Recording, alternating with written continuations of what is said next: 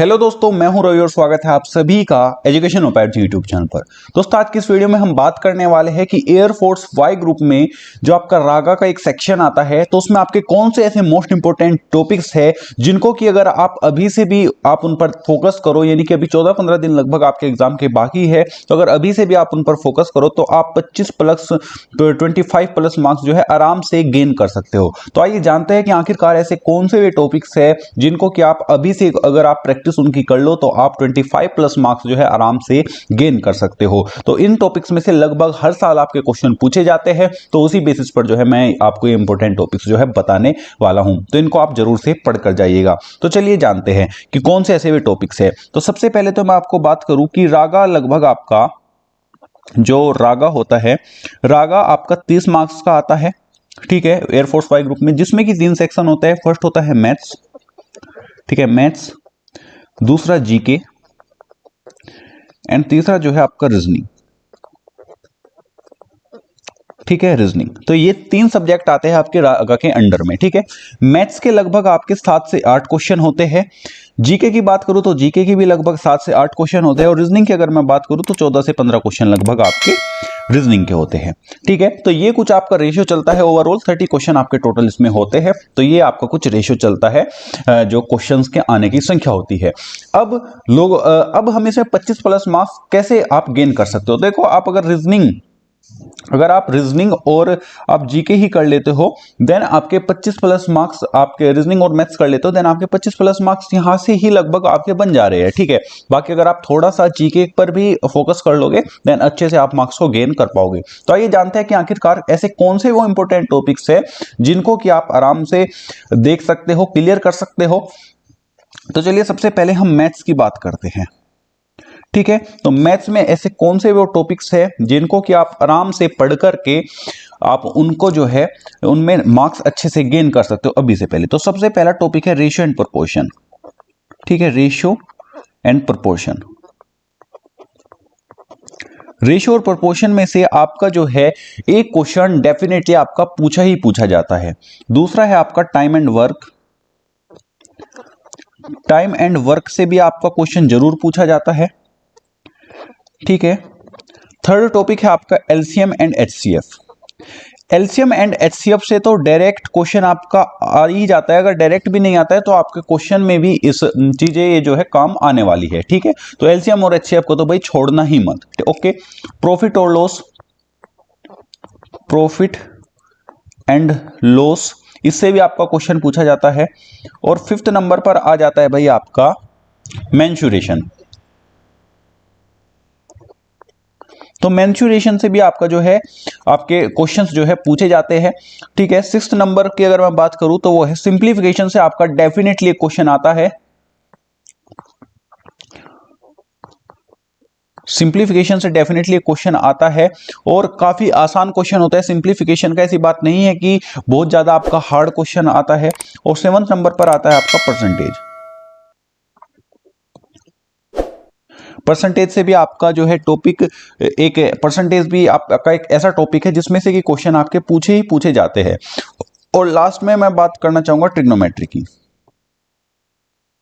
Trigonometry से भी आपका एक क्वेश्चन आ ही आ जाता है, किसी ना किसी शिफ्ट में ट्रिग्नोमेट्री का भी क्वेश्चन आपका देखने को जो है मिल ही जाता है। तो ये तो हो गया आपका मैथ्स का सिलेबस। तो मैथ्स में से टोटल आपसे ये ही कुछ जो है ना आपसे पूछा जाने वाला है। तो इन टॉपिक को आप कंफर्म, यानी कि इनको आप पक्का करके जाइएगा, तो आपके जो है नंबर कोई नहीं रोक सकता, इनमें से आपको जरूर से क्वेश्चन देखने को मिलेंगे ही मिलेंगे, ठीक है। अब बात करें अगर हम जीके की, तो आखिरकार जीके में आपको क्या क्या देखने को मिलता है। तो जीके की यहां पर मैं जीके का सिलेबस लिख रहा हूं, तो जीके में आखिरकार आपको क्या क्या देखने को मिलता है। देखो, जीके का वैसे तो काफी सारा वाइड सिलेबस है, बट फिर भी कुछ इंपॉर्टेंट चीजें लिख देता हूं मैं, जैसे कि current affair, current affairs, current affairs आपको करने ही करने हैं। लगभग 6 मंथ्स के आप करंट अफेयर कर सकते हो, और अगर आप इसको थोड़ा और शॉर्ट करना चाहते हो, देन 3 मंथ्स के तो एटलीस्ट आप करके ही जाइएगा, ठीक है। 3 मंथ्स के तो कम से कम करके जाइएगा। 6 या 3 मंथ्स के जितने में भी आप कंफर्टेबल हो उतना आप करके जाइएगा। वैसे कंफर्टेबल की इसमें कोई बात नहीं है। तो 6 मंथ्स के आप अगर करंट अफेयर्स कर लेते हो, देन उसमें से आपका क्वेश्चन नहीं बचने वाला है, ठीक है। हिस्ट्री में से आपके क्वेश्चन पूछे जाते हैं, और साथ ही साथ पॉलिटी,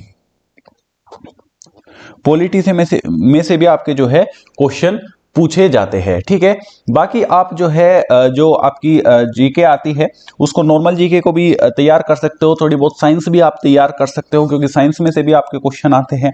ठीक है, साइंस से भी आपके क्वेश्चन पूछ लिए जाते हैं। ठीक है, तो साइंस से भी आप जो है ना सारी चीजें देख सकते हो, तो साइंस को भी आप डेफिनेटली पढ़ सकते हो। और अब बात करें अगर हम रीजनिंग की, तो रीजनिंग का भी मैं यहां पर सिलेबस नोट डाउन आपके लिए कर देता हूं। तो आखिरकार रीजनिंग में आपका जो है, रीजनिंग में आपका क्या कुछ पूछे जाने वाला है। तो रीजनिंग की अगर हम बात करें तो लगभग 15 क्वेश्चन, जैसे कि मैंने आपको बताया कि रीजनिंग के आते हैं, तो उसमें से सबसे पहली चीज जो आती है वो आती है non verbal reasoning.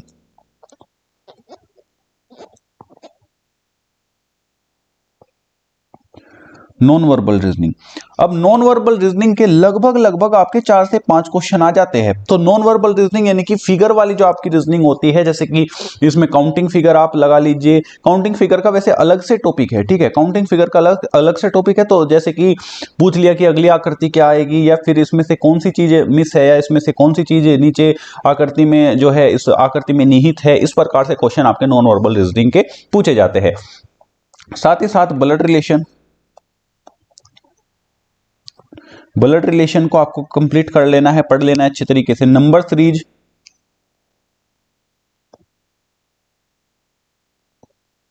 Number series को आपको अच्छे से तैयार कर लेना है। और क्लॉक, क्लॉक से भी आपके क्वेश्चन देखने को मिल जाते हैं। हालांकि कैलेंडर से इतने क्वेश्चन देखने को नहीं मिलते हैं जितने आपके क्लॉक से देखने को मिलते हैं। डायरेक्शन एंड डिस्टेंस से भी क्वेश्चन मिलते हैं।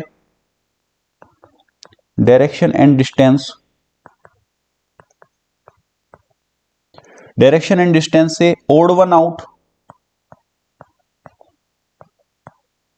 ओड वन आउट से आपके क्वेश्चन देखने को मिलते हैं। काउंटिंग फिगर भी आप लिख सकते हो।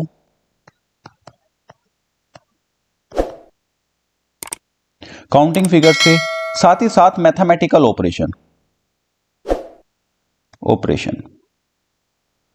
मैथमेटिकल ऑपरेशन देखिए सिंप्लीफिकेशन के तरीके का ही कुछ मैथमेटिकल ऑपरेशन होता है। इसमें थोड़े से चिन्ह वगैरह चेंज कर देते हैं कि अगर प्लस की जगह माइनस आ जाएगा, माइनस की जगह प्लस आ जाएगा। इस प्रकार से आपके क्वेश्चन होते हैं मैथमेटिकल ऑपरेशन के।